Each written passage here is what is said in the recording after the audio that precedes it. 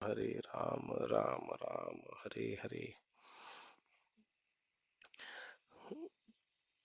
तो हम लोग we are in that section जहाँ पे हनुमान जी सीता मैया को ऑब्जर्व कर रहे हैं। एंड देन सीता मैया जो अलग अलग राक्षसों का ऑलरेडी टॉर्चर सह चुकी है, रावण का टॉर्चर सह चुकी है।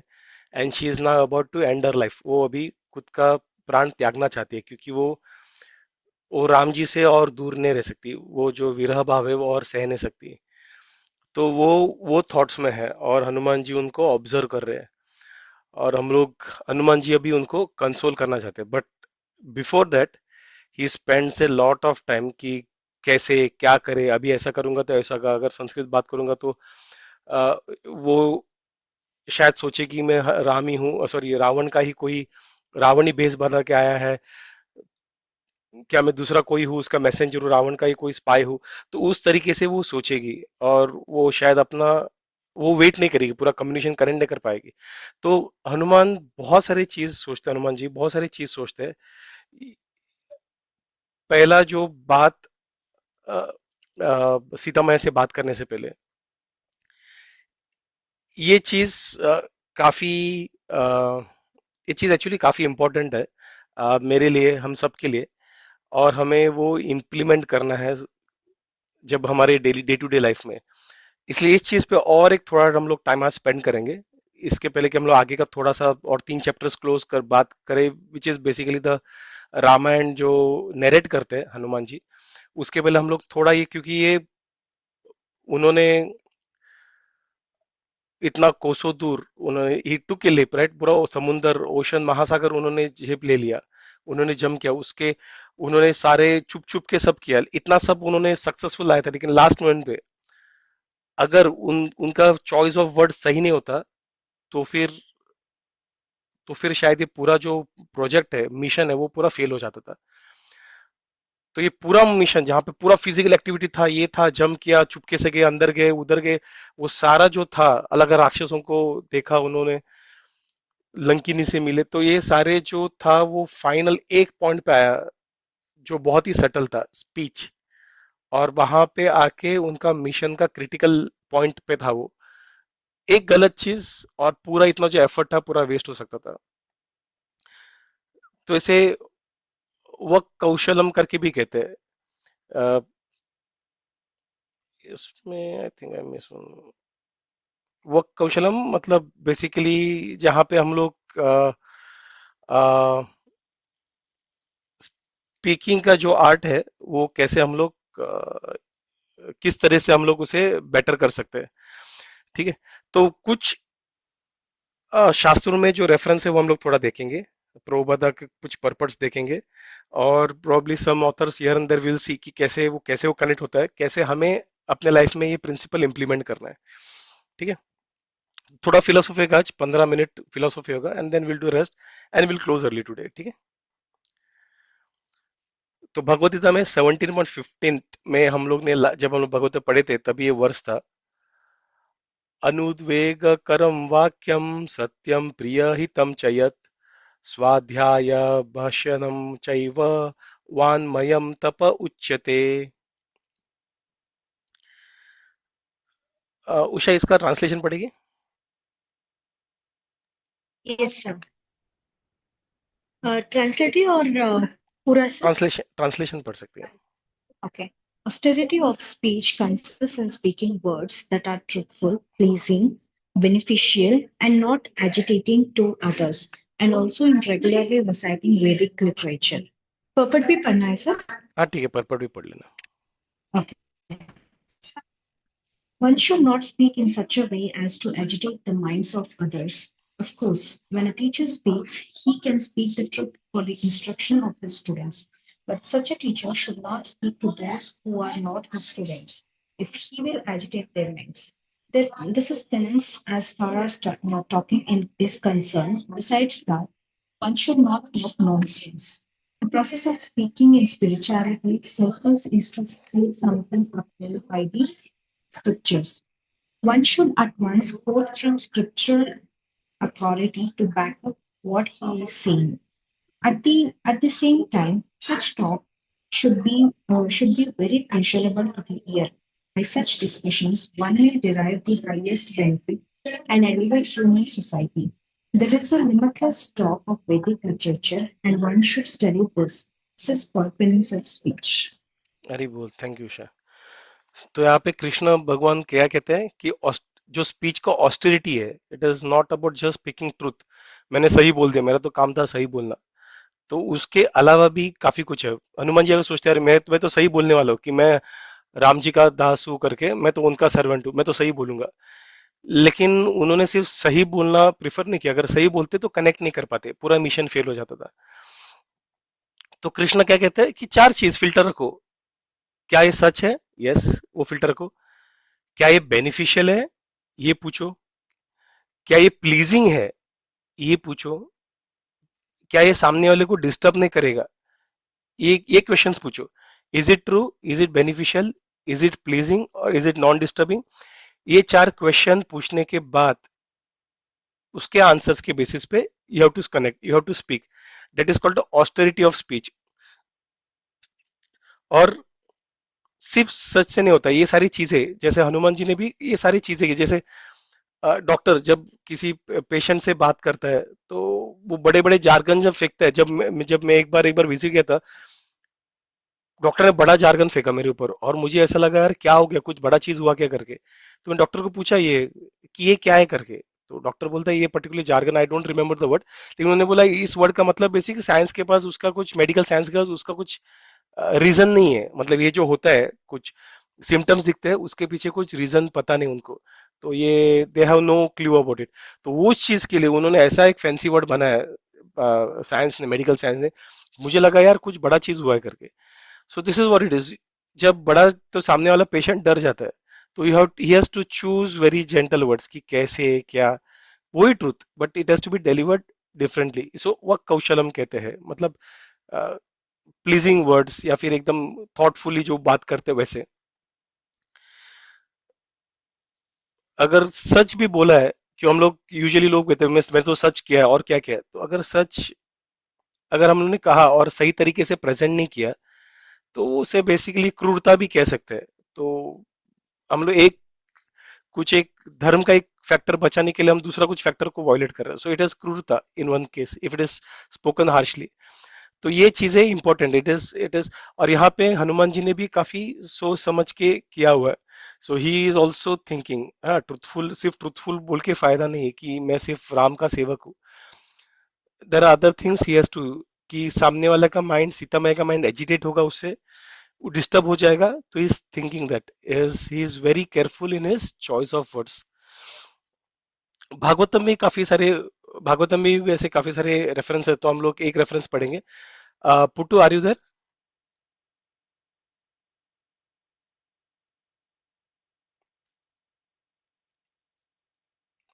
ओके। उषा पढ़ना चाहेगी? Shrimad Bhagavatam 2:3-20। Yes, sir. One who has not listened to the messages about the prowess and marvelous acts of the personality of Godhead, and has not sung or chanted loudly the worthy songs about the Lord, is to consider to possess ear holes like the holes of snakes and a tongue like the tongue of a frog. Many want to speak something to others, but because they are not trained to speak on the subject matter of the Vedic wisdom, they are all speaking nonsense, and people are receiving them with no sense. There are hundreds and thousands of sources for distributing mundane news of the world, and people of the world are also receiving it. Similarly, the people of the world should be taught to hear the transcendental topics of the Lord, and the devotee of the Lord must speak loudly so that they can hear. The frogs loudly croak, with the result that they invite the snakes to eat them. The human tongue is especially given for chanting the Vedic hymns and not for croaking like frogs. The word asati used in this verse is also significant. Asati means a woman who has become a prostitute. A prostitute has no reputation for good womanly qualities. Similarly, the tongue, which is given to the human being for chanting the Vedic hymns, will be considered a prostitute when engaged in chanting some mundane nonsense. Hari बोल। Thank you Usha. तो श्रीमद् भागवतम में भी यहाँ पे क्या बताया गया है कि अगर अगर हम लोग जो टंग है सिर्फ बिना कंट्रोल किए हम लोग if you use it like a loose tongue जो मटेरियल बेनिफिट में यूज कर रहे हैं then it is like a tongue of a frog. जहां पे जब फ्रॉग क्रोक करता है तो ही मे बी थिंकिंग कि ही इज सिंगिंग ब्यूटीफुली, लेकिन क्या होता है he is attracting the snake. तो इट इज लाइक सेइंग जो जो चिल्ला के बात कर रहा है वो मेंढक कि मुझे आ, जैसे आ सांप मुझे काट वैसे आ सांप मुझे निगल टाइप्स। तो उस तरीके से तो यहाँ पे इट इज वेरी इंपॉर्टेंट कि जब हम लोग बात करते one is how we speak क्या बात करें और दूसरा इज व्हाट वी स्पीक। तो यहाँ पे व्हाट वी स्पीक वाला पार्ट भी फोकस किया है कि it should be use in the glorification of the lord. अगर नहीं होता है then it is like the croaking of the frog. कितना भी हम लोग मधुर गए, कुछ बॉलीवुड सॉन्ग्स मधुर गाए या फिर कुछ मधुर स्वीटली हम लोगों से बात करें, लेकिन अगर भगवान का गुणगान नहीं हो रहा है यहाँ पे, स्पिरिचुअल एनलाइनमेंट नहीं हो रहा है, तो it is like A croaking of the frock. जो दूसरा चीज हम लोग यहाँ पे देख सकते हैं बेसिकली जो अपने कंटेक्स्ट में भी और एप्लीकेबल है कि जब हम लोग बात कर रहे हैं तो हमें देखना है कि क्या कर रहा है, मतलब हमें सिर्फ ट्रूथ नहीं या फिर हमें सामने वाले का कॉन्शियसनेस सोल को भी अपलिफ्ट करना है, जैसे सीता मैया के यहाँ पे हनुमान जी करना चाहते हैं। तो बेसिकली हमारे शब्द क्या किसी का भय को बढ़ा रहे हैं, किसी के गुस्से को बढ़ा रहे हैं, किसी के ईगो को बढ़ा रहे हैं, ये सारी चीजें सोचने के बाद जब हम लोग देखेंगे तो पता चलेगा कि ये मिसयूज हो रहा है कि नहीं हो रहा है। तो जैसे कहते हैं ना स्पीच इज सिर्फ एक इंफॉर्मेशन ट्रांसफर नहीं है कि एक वर्ड्स यहाँ पे उधर गया, वो डेटा ट्रांसफर जैसे होता है कंप्यूटर में वैसा नहीं है कि यूएसबी लगा दिया वायर लगा दिया केबल और डेटा ट्रांसफर हुआ। स्पीच जब हम लोग इंसान जब बात करते हैं it is also conscious transfer, consciousness transfer. इसलिए जब सामने वाले जब मोटिवेशनल स्पीकर्स वगैरह रहते हैं वो कॉन्शियसनेस हमारा अपलिफ्ट करते हैं, वो उनका कॉन्शियस हमें ट्रांसफर करते हैं। तो हनुमान जी को ये सारी चीजें काफी अच्छे से पता था। So he was very very conscious about it. और एक चीज था जहाँ पे नेक्टर ऑफ इंस्ट्रक्शंस में, तो यहाँ पे नेक्टर ऑफ इंस्ट्रक्शन रूपक में क्या कहते हैं, sober person who can tolerate the urge to speak, the mind's demand, the action of anger, and the urges of the tongue, belly, and genital is qualified to make disciples all over the world. Tongue, belly, genitals, mind, इन सब से पहले जो चीज उन्होंने बोला है urge to speak. तो परपट में श्रील प्रभुपाद कहते हैं कि first one must control is speaking power. Every one of us has the power of speech, as soon as we get an opportunity we begin to speak. ये हमें होता है right, हम लोग बात करना स्टार्ट करते हैं। But if we do not speak about Krishna conscious we speak all sort of nonsense. A toad in the field जो भी किया था टोड का, बेसिकली वही बोल रहे हैं कि इनवाइट। तो जब कोई व्यक्ति जो भौतिक संसार में है इस तरह से जब वो बात करता है भले कितना भी प्लीजिंग हो, अरे कितना अच्छा बात किया, अरे कितना सेंसिबल बात किया, हम लोग यूजुअली आते हैं राइट, काफी सारे यूट्यूब शॉर्ट्स आते हैं कुछ आते हैं जहाँ पे काफी अच्छा लगता है सुनने में, अरे वाह ये रे अपना रियल लाइफ को कनेक्ट कर रहा है, ये काफी अच्छा है, ये सही है, ये बंदा सही बात कर रहा है, ये बंदी सही बात कर रही है। But if it is not talking about Krishna तो क्या है, it is like croaking of the toad. तो बात करता है इधर फ्रॉग जो है, जो जैसे सांप को अट्रैक्ट करता है भले कितना ही उसको लगता रहेगा वो गाता रहेगा अच्छे से। तो ये जो स्पीच है, जो जो अलग अलग लोग है जो ऐसा बात करते हैं वो क्या करते हैं, basically it is still inviting Maya to catch them. जैसे माया रूपी सांप रूपी माया को इनवाइट करते हैं क्या मुझे पकड़ के लेके जा करके। तो ये कंट्रोल करना काफी जो स्पीच है वो कंट्रोल काफी इंपॉर्टेंट है। और इस कंट्रोल करना मतलब ये नहीं कि साइलेंस इंपोज करना। कुछ लोग बोलते कि मैं बात नहीं करूंगा, मेरे ऊर्जा को मेरे वाचो वेगम, तो मतलब मेरे स्पीच को कंट्रोल करूंगा इसलिए मौन व्रत पे जाऊंगा, ऐसे कुछ कुछ मायावादी फिलोसोफर बात करते हैं। That is not also helpful. Speech सिर्फ मौन करना नहीं है। यहाँ पे अगर हनुमान जी मौन रहते तो क्या होता, तो सीता मैया सुसाइडल टेंडेंसी में थी, शायद वो अपना प्राण त्याग देती। तो ये हम लोग लास्ट टाइम डिस्कस किया था, हनुमान जी ने ये भी फैक्टर किया था, मौन करना is also not an option here. So these all things have to be considered. The meaning of a controlled speaking process, meaning of controlled speech conveyed by Srila Rupa Goswami advocates the positive process of Krishna Katha, engaging in speaking process in glorifying the Supreme Lord, Lord Krishna. The tongue can thus glorify the name, form, qualities, and the pastime of the Lord. The preacher of Krishna Katha is always beyond the clutches of death. This is the significance of controlling the urge of speak.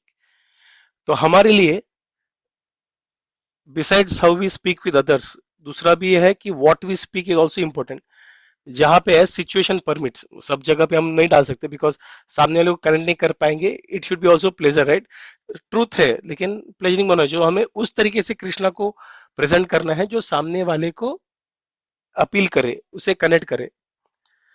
तो ये कृष्णा कथा बहुत होना जरूरी है, तो हम लोग हमेशा इस माया के जाल में रहेंगे.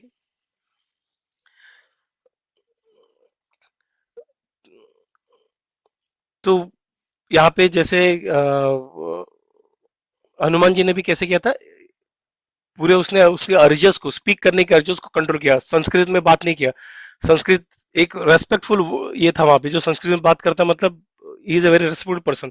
उसने वो कह, उसने लोकल लैंग्वेज में बात किया जिससे वो कनेक्ट कर पाए सीता में से. तो उस तरीके से उन्होंने सोच समझ के उन्होंने कॉल लिया था. और काफी सारे ऐसे बुक्स भी है, ऑथर्स भी है जिन्होंने ऐसे सारी बात भी किया है. जैसे एक आर्ट ऑफ कम्युनिकेटिंग करके है जो तीच नॉथ ऑन करके एक ऑथर है, उसने किया था.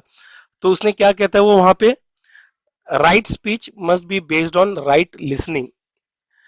तो बेसिकली क्या करते हैं जो लोग हैं वो सिर्फ रिप्लाई करने के लिए सुनते हैं.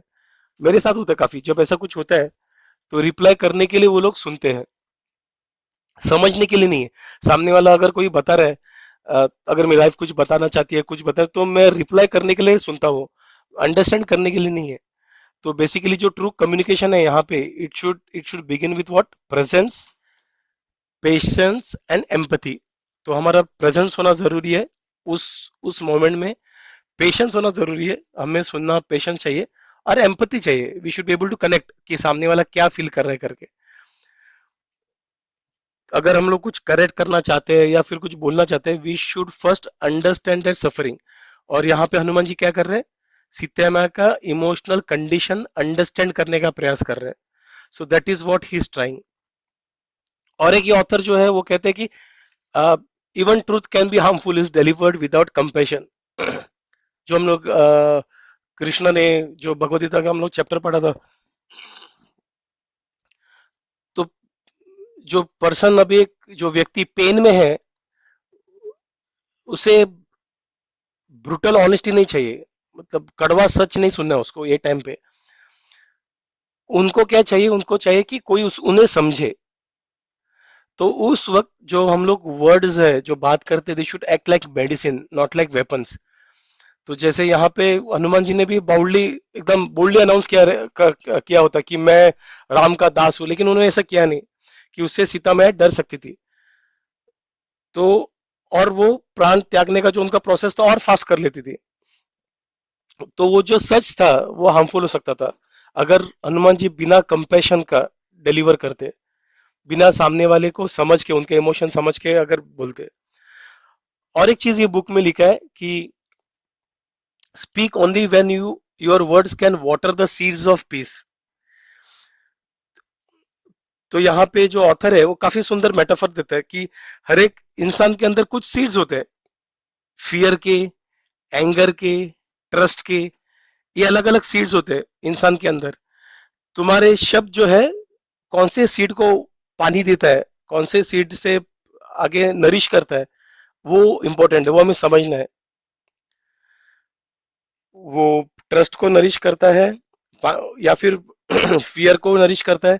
तो हनुमान जी यहाँ पे वही सोच रहे थे कि उन्हें, अगर वो जिससे कम्युनिकेट करेंगे उस कम्युनिकेशन के तरीकों से, वो फियर, सीतामढ़ी के अंदर जो फियर है, वो सीड को वो पानी डालेंगे या फिर वो ट्रस्ट को पानी डालेंगे. तो उस तरीके से वो सोच समझ के वो कॉल लेते हैं कि कैसे करना है, क्या करना है. सो ये जो ऑथर्स है जो अभी हम लोग आज के बुक्स में थे, वो जो कह रहे हैं ऑलरेडी हनुमान जी ने ऑलरेडी वो डिलीवर करके वो प्लान करके ऑलरेडी सोच समझ के किया हुआ है। और एक बुक है से व्हाट यू मीन करके, जो ओरेन जे सॉफर करके वो ऑथर ने लिखा हुआ है। तो उनका जो है वो बेसिकली जब हम लोग बात करते हैं, it is not about react, it about respond, मतलब सोच समझ के बात करना। रिएक्ट मतलब इमीडिएटली बात करना, वो रिएक्ट। जब हम लोग पॉज करके सोच के बात करते दैट इज रेस्पॉन्ड। तो ये तीन स्टेप बोला उन्होंने। एक है प्रेजेंस। प्रेजेंस मतलब माइंडफुलनेस बनो कि तुम कैसे हो, what is your feeling right now. Are you anxious, तुम गुस्से में हो, एकदम डरे हुए हो, क्या है तुम्हारा इमोशन, क्या है वो जज करो। दूसरों के इमोशन जज करने के पहले अपना खुद का इमोशन जज करो, तो प्रेजेंस में रहो। दूसरा है इंटेंशन, मैं क्यों बात करना चाहता हूं, सामने वाले को मदद करने के लिए, कनेक्ट करने के लिए, या फिर जस्ट मेरा इमोशन जो है वो डिस्चार्ज करने के लिए। मुझे ऐसा फील हुआ, मैं तो अभी बोल दूंगा। किसके लिए है, वाई एम स्पीकिंग, वो इंपॉर्टेंट है। एक तो क्या सोच रहा हूं मैं, क्या फील कर रहा हूं मैं, प्रेजेंस। दूसरा है इंटेंशन, मैं क्या बात करना चाहता हूं, मैं क्यों बात करना, सॉरी क्या नहीं, क्यों बात करना चाहता हूं, क्या सोच रहा हूं और क्यों बात करना चाहता हूं। और उसके बाद चॉइस ऑफ वर्ड्स होना जरूरी है कि क्या लैंग्वेज से मैं कनेक्ट कर सकूं, मतलब किस लैंग्वेज में, सिर्फ हिंदी मराठी ऐसा नहीं, क्या लैंग्वेज मतलब क्या इमोशनल लैंग्वेज से मैं सामने वाले को कनेक्शन कर पाऊंगा। और हनुमान जी ने ये तीनों किया था। वो प्रेजेंट थे, उन्होंने खुद का फीलिंग्स भी देखा था, जब वो सीता में थे वो खुद की फीलिंग्स को भी देख रहे थे, कैसे क्या हो, अपने अपने मिशन को, पूरा मिशन जो था पूरा क्या हुआ था अब तक मिशन में, वो सारा उन्होंने सोचा। क्यों कहना, क्यों बात करना चाहते वो भी उन्होंने किया, कि इंटेंशन उनका क्लियर था, सीता मैया को कनेक्ट करने के लिए, ना कि डराने के लिए। और वो सोच के उन्होंने केयरफुली अपना जो लैंग्वेज था, कनेक्शन का लैंग्वेज था, वो उन्होंने चूज किया। तो हनुमान जी ऑलरेडी ये तीन फेज जा चुके थे। एक है प्रेजेंस, मतलब what am I feeling right now. एक है intentions, why am I about to speak, क्या है, it is because just to discharge my emotion और to connect, what is my intention of speaking. और तीसरा है द चॉइस ऑफ वर्ड्स। तो ये माइंडफुलनेस जो है, जो हम माइंडफुलनेस मतलब करंट सिचुएशन को हम लोग समझते हैं, तो उससे क्या होता है, एक स्पेस बन जाती है। हम लोग रिएक्ट नहीं करते लेकिन रेस्पॉन्ड करते हैं, मतलब पॉज करते हैं। पॉज, पहला पॉज करो कुछ भी बात करने से पहले, तो उससे एक स्पेस बनता है। और वो स्पेस जो है, ऑथर कहते हैं कि वो space, that that space, in that space lies wisdom. तो उसमें विजडम है। जब हम लोग पॉज करके इतना सोचते हैं, एक चैप्टर दो चैप्टर सिर्फ हनुमान जी कैसे सोच रहे, क्या सोच रहे उसके ऊपर ही है। तो ये स्पेस एग्जैक्टली वो स्पेस है जो हनुमान जी पेड़ के ऊपर बैठ के आराम से सोच रहे हैं।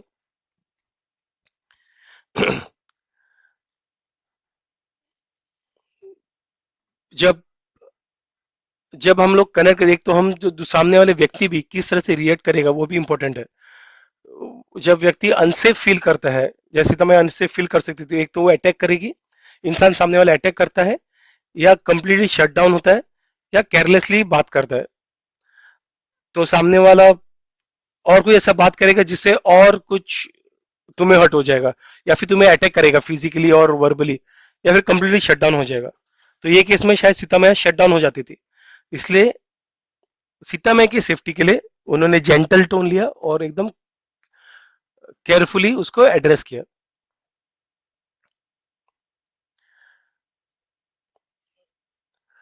यहाँ पे ऑथर ने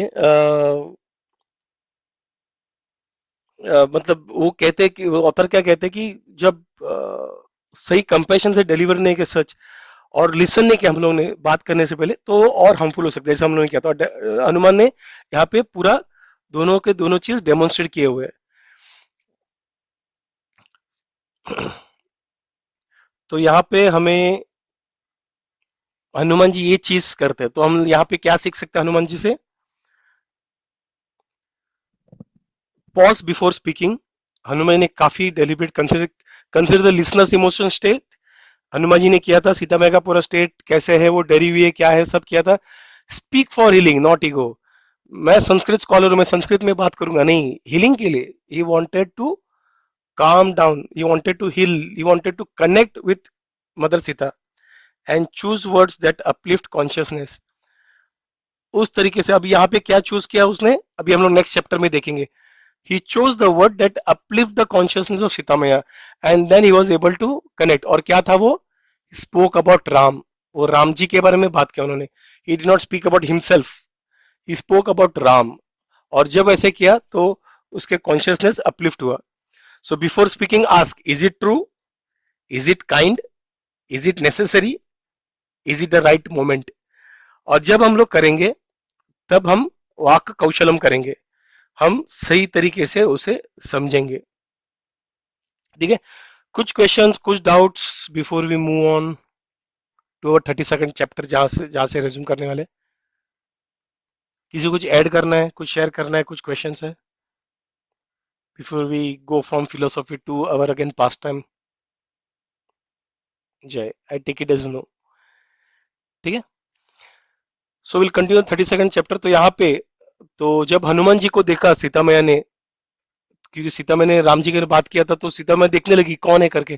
तो ऊपर देखा तो वहां पे हनुमान जी को देखा तो कैसे थे, एकदम छोटे से पेड़ों के ब्रांच के पीछे थे. तो उन्होंने देखा था ऐसे, तो शाइन हो रहा है.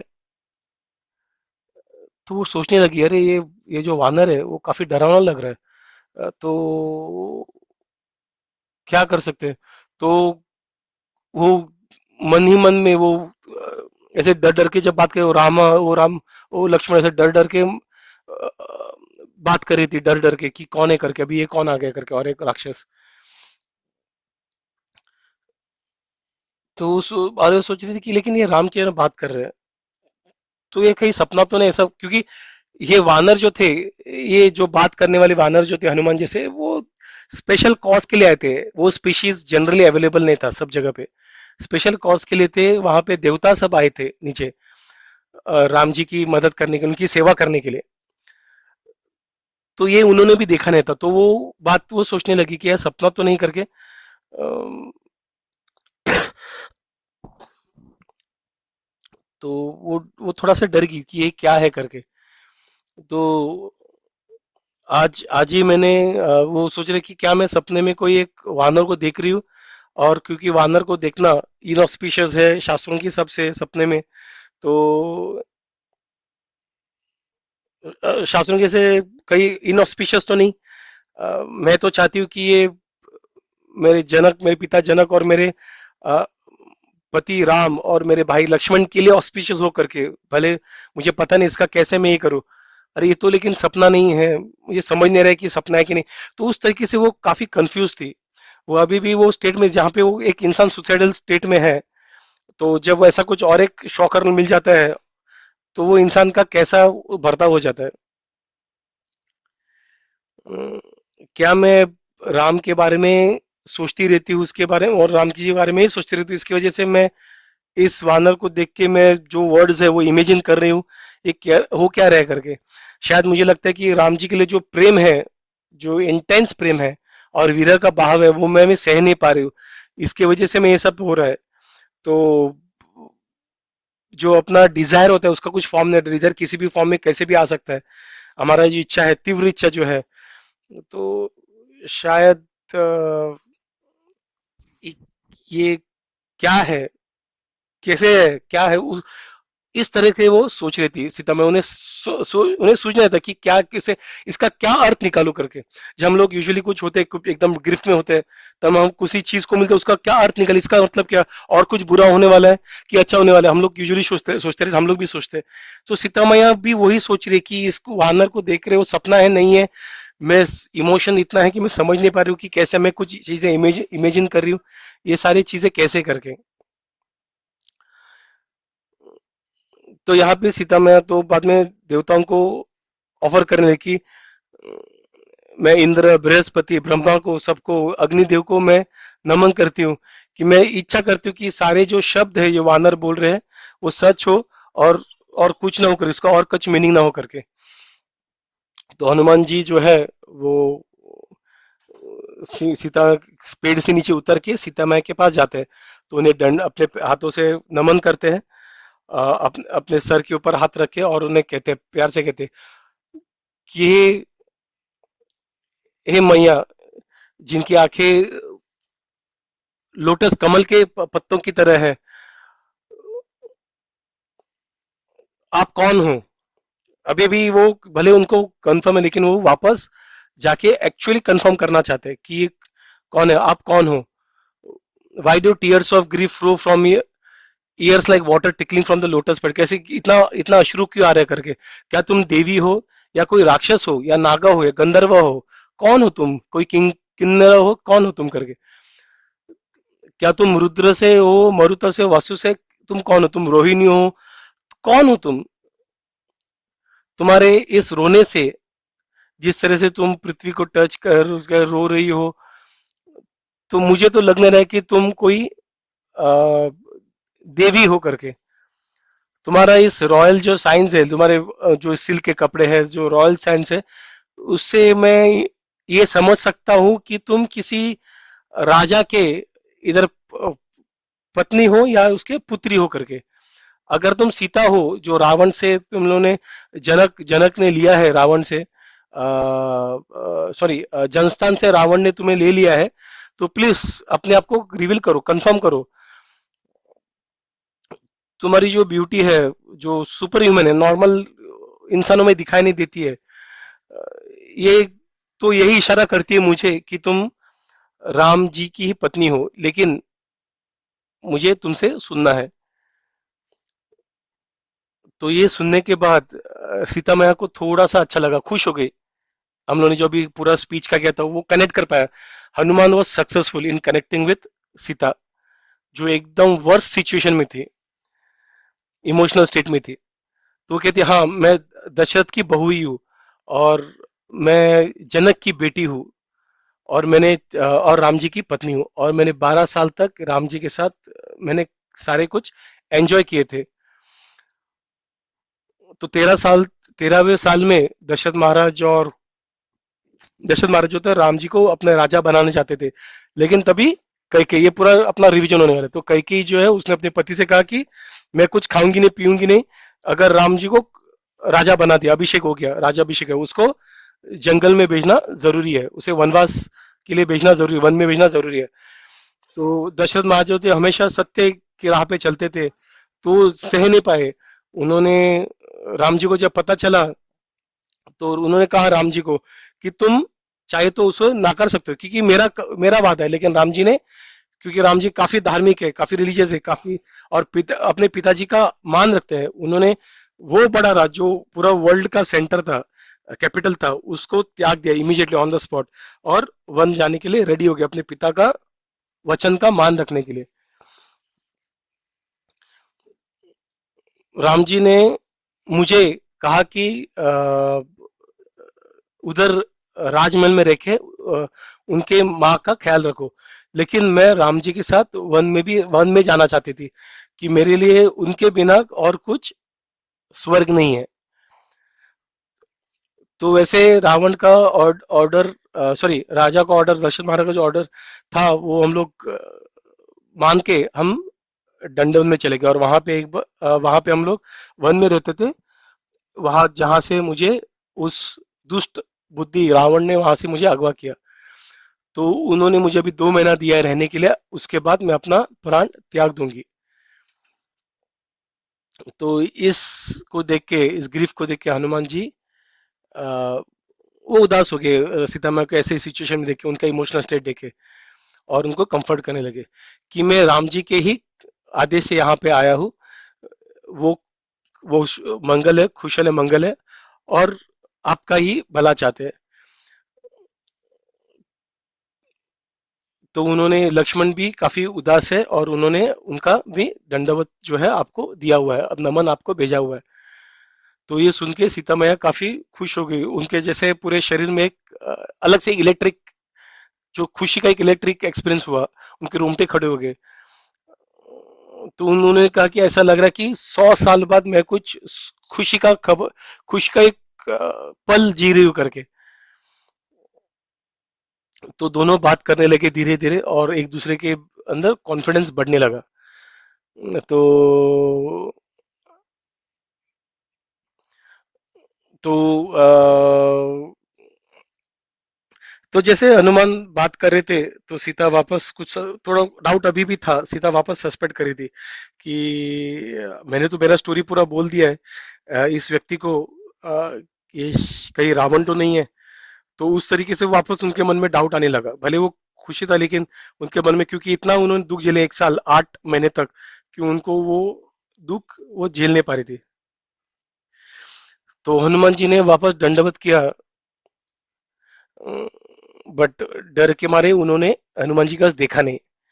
तो उन्होंने कहा कि क्या कहीं तुम वापस रावण तो नहीं है, रावण तो ने जो ये हनुमान बन के आए हो, तो अगर ऐसा है तो सही नहीं करके तुम और मुझे और ग्रीफ करो और मुझे दुख दे रहे हो।